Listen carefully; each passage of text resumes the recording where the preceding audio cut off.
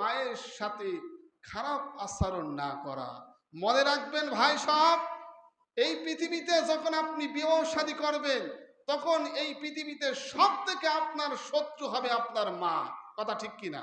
যেই মা আপনার আপন ছিল, যেই মা আপনার মহাব্বতের পাত্র ছিল, যেই মা আপনার সব থেকে ভালোবাসার মানুষ ছিল, আপনি যখন বিবাহ করবেন তখন ওই মা এই পৃথিবীতে সব থেকে আপনার শত্রু হবে, আপনার পথের কাটা হবে। কথা ঠিক কিনা?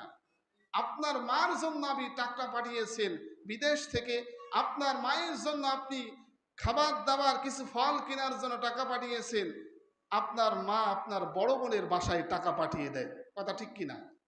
আপনার মাকে বললেন, মা তোমাকে আমি ফল খাওয়ার জন্য টাকা পাঠিয়েছি, তুমি কেন বোনের কাছে টাকা পাঠাইলে? আপনার বাড়িতে সুন্দর আয়োজন হয়েছে, ইলিশ মাছ রান্না করেছে, গরুর মাংস, খাসির মাংস, এই মাংসটা ওই ইলিশ মাছের মাথাটা আপনার সন্তানের প্লেটে না দিয়ে, আপনার সন্তানকে খেতে না দিয়ে আপনার বোনের সন্তানকে খেতে দিয়েছে। মা জাতি এমন জাতি, এরপরেও ওই মায়ের সাথে খারাপ আচরণ না করা, এরপরেও ওই মায়ের সাথে এমন আচরণ না করা। উফিল লাকুম, আল্লাহ তাআলা কোরআনুল কারীমের ভিতরে বলে, তোমার মায়ের সাথে তুমি এমন আচরণ করবে না যে আচরণের কারণে তোমার মা উহ শব্দ করে, এই উহ শব্দ করার সাথে সাথে তোমার আমলগুলো সব বরবাদ হয়ে যাবে। এই জন্য মা যত বড় খারাপ আচরণ করুক, যত দুর্ব্যবহার করুক, ওই মায়ের সেবা করা প্রত্যেকটি সন্তানের দায়িত্ব, প্রত্যেকটি সন্তানের উপর ওয়াজিব হয়ে যায়। যেমন ওই মা ছোট্টকালে আপনাকে পেশাব পায়খানা পরিষ্কার করেছিল, আপনার মা যখন বৃদ্ধ হলো, আপনার বাবা যখন বৃদ্ধ হলো, তখন আপনার কি ঘৃণা লাগে যে এই বৃদ্ধ মানুষ এত ঘন ঘন পেশাব করে, আর পরিষ্কার করবো কিভাবে? আপনি একটু চিন্তা করেন, ওই মা ওই বাবা আপনি যখন ছোট ছিলেন কত ঘন ঘন সেকেন্ডে সেকেন্ডে, মিনিটে মিনিটে, 10 মিনিট পর, 20 মিনিট পর, আধা ঘন্টা পর আপনি পেশাব করেছেন, ওই মা পরিষ্কার করলো, ওই বাবা পরিষ্কার করলো, একবারও বলল না দূর হয়ে যা, তোকে নদীতে ফেলিয়ে দেব, তোকে রাস্তায় ফেলিয়ে দেব, তোকে মেরে ফেলবো, এমন একটি শব্দ ওই মা ওই বাবা কোনোদিন বলে নাই। আর আপনি চিন্তা করেন, ওই বৃদ্ধ বাবা এত ঘন ঘন পেশাব করে, এ পরিষ্কার করা যায়, এই দুর্গন্ধে থাকা যায়। আপনার স্ত্রীকে বললেন পরিষ্কার করো, আপনার স্ত্রী সাথে সাথেই বলল, তোমার ভাত খাবো না, তবু তোমার বাবার সেবা করবো না।